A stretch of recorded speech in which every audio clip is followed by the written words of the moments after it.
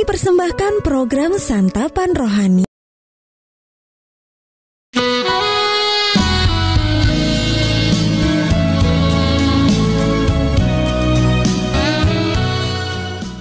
Pembacaan Alkitab hari ini terambil dari Ulangan pasal yang ke-15 ayat yang ke-7 sampai dengan ayat yang ke-11.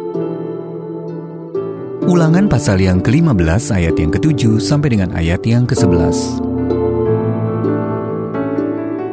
Jika sekiranya ada di antaramu seorang miskin, salah seorang saudaramu di dalam salah satu tempatmu, di negeri yang diberikan kepadamu oleh Tuhan Allahmu, maka janganlah engkau menegarkan hati ataupun menggenggam tangan terhadap saudaramu yang miskin itu.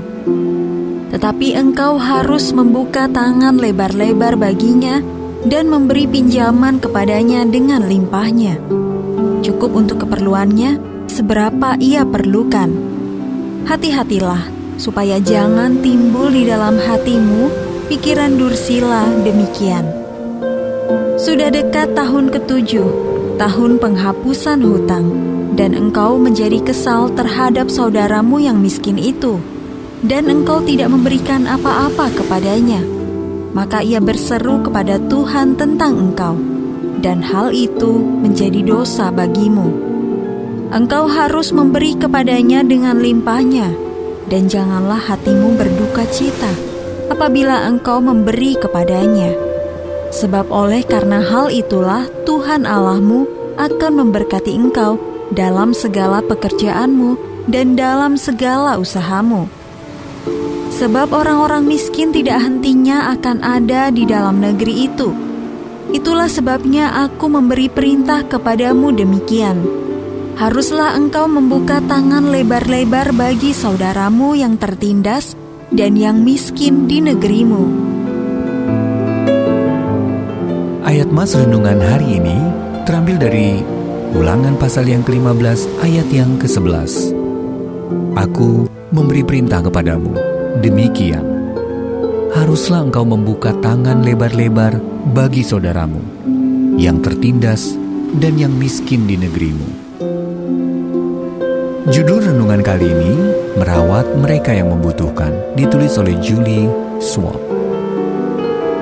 Elvis Summer membuka pintu dan mendapati Smokey berdiri di sana. Wanita ringkih itu sering mampir untuk meminta kaleng kosong yang akan ia tukarkan dengan uang. Itulah mata pencahariannya. Elvis lalu mendapat ilham. "Bisa ditunjukkan di mana kamu tidur?" tanyanya. Smokey mengajaknya ke sebuah lahan sempit selebar 60 cm di samping sebuah rumah. Tergerak oleh belas kasihan, Summers mendirikan sebuah rumah mungil untuk Smokey. Tempat berlindung sederhana supaya ia bisa tidur dengan aman. Ide Summers terus berkembang. Ia membuka penggalangan dana lewat situs GoFundMe dan bekerja sama dengan gereja-gereja lokal. Mereka menyediakan lahan untuk membangun lebih banyak tempat penampungan bagi tunawisma. Di sepanjang Alkitab, umat Allah diingatkan untuk peduli kepada mereka yang membutuhkan. Ketika Allah berbicara melalui Musa untuk mempersiapkan bangsa Israel memasuki tanah perjanjian, Dia mendorong mereka untuk membuka tangan lebar-lebar bagi orang miskin dan memberi pinjaman kepadanya dengan limpahnya. Cukup untuk keperluannya, seberapa ia perlukan. Ulangan pasal yang ke-15 ayat yang ke-8. Bagian ini juga mencatat bahwa orang-orang miskin tidak hentinya akan ada di dalam negeri itu. Kita tidak perlu pergi jauh untuk melihat bahwa ini benar. Saat Allah dengan penuh kasih memanggil orang Israel untuk membuka tangan lebar-lebar bagi saudara mereka, kita juga dapat menemukan cara untuk menolong mereka yang berkekurangan. Semua orang membutuhkan makanan, tempat tinggal, dan air. Walaupun mungkin kita tidak kaya raya, kiranya Allah membimbing kita menggunakan apa yang kita miliki untuk menolong orang lain. Baik itu sekedar berbagi makanan atau baju hangat, hal-hal kecil dapat memberi dampak yang besar. Adakah seseorang yang Anda kenal atau yang pernah Anda lihat yang kira-kira membutuhkan pertolongan hari ini? apa yang dapat Anda lakukan untuk menolong mereka? Tuhan Yesus, bantu aku menemukan cara agar dapat menolong orang-orang di sekitarku.